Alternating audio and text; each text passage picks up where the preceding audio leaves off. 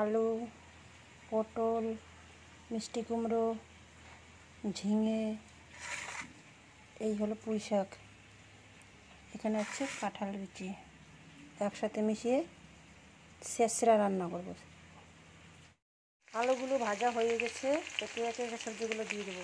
দিয়ে দিলাম পটল, একটু নাড়াচাড়া করে নিলাম।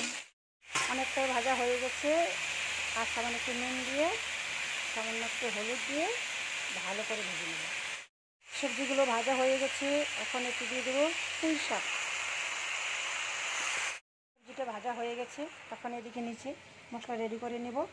দিয়ে দিলাম ধনে গুঁড়ো, দিয়ে দিলাম হলুদ গুঁড়ো 1 চা চামচ, দিয়ে দিলাম 1 চা চামচ জিরে গুঁড়ো, আর দিয়ে দেবো 1 চা চামচ লঙ্কার গুঁড়ো।